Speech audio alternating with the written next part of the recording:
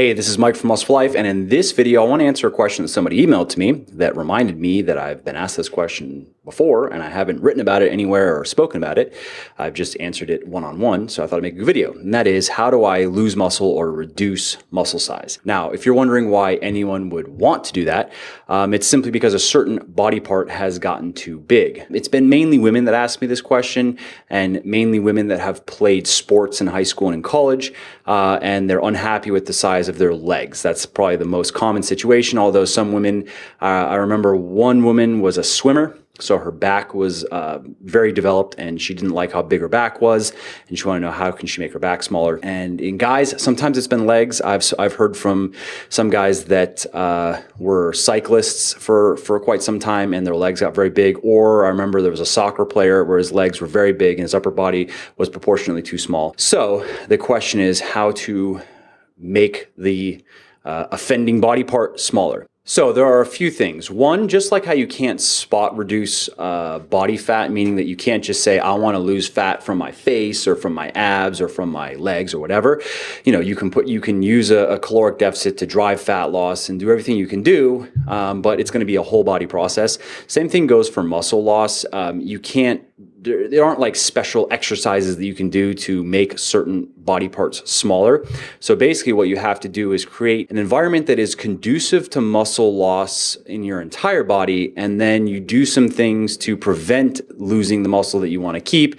So effectively you're kind of spot reducing your muscle loss in a sense, but it's not that you can do something special just for your legs. Like, ooh, you can do this kind of stretch, or you can just do this kind of exercise and it's going to shrink your legs. You're going to have to do some things that would cause whole body muscle loss, and then you do some things to counteract these effects in other areas of the body that you don't want to lose muscle in. So first couple ground rules, the area that you want to reduce muscle size in or lose muscle size you have to cut out your weightlifting. You have to cut out resistance training, and I would say cut out even forms of cardio that cause that area that train that area or cause it to get really pumped. Like for instance, if you want smaller legs, I would say cycling probably isn't a good choice because it trains legs, especially if you're cycling hard.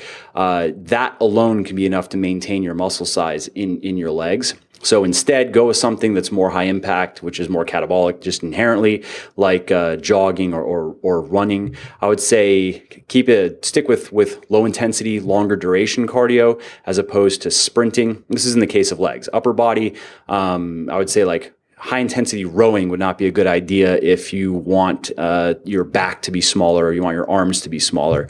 And so cut out weightlifting. So whichever area that you're trying to shrink, you really don't want to be training it at all with resistance training because again, you don't need to do very much in terms of weightlifting to maintain muscle size. You could, let's take legs. You could maintain your current leg size and probably your strength as well with maybe as little as 3 sets per week, and depending on your genetics and depending on your training history, as much as 1 set per week could be enough to mitigate muscle loss to a point where you'd be wondering, like, when am I going to lose muscle? Why are my legs not shrinking? You might lose muscle very slowly over time with 1 heavy set per week, let's say, or heavy or light, it doesn't matter. But if you want to shrink the size of a muscle group or lose muscle in an area of your body as quickly as possible, you really have to cut out any resistance training, and cardio is a good idea. You want to do cardio, again, make it longer duration cardio, not high intensity, not short, sprint type activities, and then be in a calorie deficit because that's going to speed up the process. And I'll link an article down below where I dive into the science of that. But basically, the long story short is when you're in a calorie deficit, your body can't synthesize muscle proteins as effectively as when you are not in a calorie deficit. And when we're talking about muscle loss, really what we're looking at is we need to have muscle degradation rates. If we're looking at it, let's say in a 24-hour kind of time frame, you need muscle degradation rates to exceed muscle protein synthesis. So you have like protein degradation, and then you have protein synthesis. If you are synthesizing more proteins than you are degrading, then you're gaining muscle. And then if you flip that and you're losing more muscle protein than your body is creating, then you're losing muscle. So that's how you kind of lay the groundwork for losing muscle. Now, if you were just to do that, and if you were, let's say you do no resistance training as it is right now, and you were just to, make sure that you're doing, again, I'm gonna use legs as the example because it's the most common body part that, from based on people I hear from, that's the most common body part that people want to reduce the size of.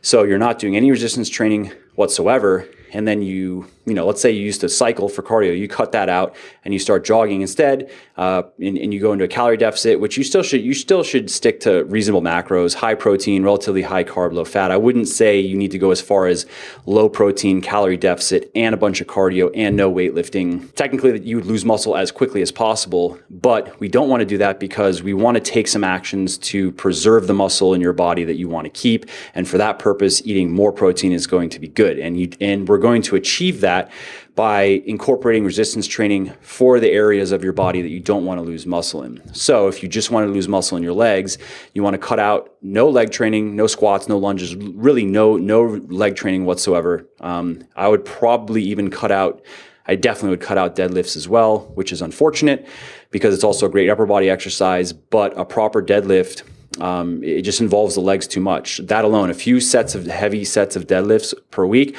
or even higher rep sets of deadlifts per week, is probably enough to maintain a fair amount of your muscle size, your leg muscle size. Probably not strength. I mean, you're going to lose some strength because it's not quite the same as a squat or other types of leg exercises that you do, but it's definitely going to get in the way of reducing the size. So I'd cut out deadlifts, and I would do really just upper body work in the gym. So you could just do 3 upper body workouts per week, for instance, if you just set them up correctly in terms of total weekly volume and intensity, which I'll link an article down below that you can read more about how to balance those things and make a workout program that isn't going to overtrain you or undertrain you. It's going to be quite right in that optimal type of range in terms of weekly sets and the amount of weight that you're lifting. You use resistance training to maintain the muscle that you want, and then you don't train the muscles that you don't want, and you do cardio and be in a calorie deficit, and do long duration, low intensity type cardio. Again, jogging is good for this. And yep, that's it.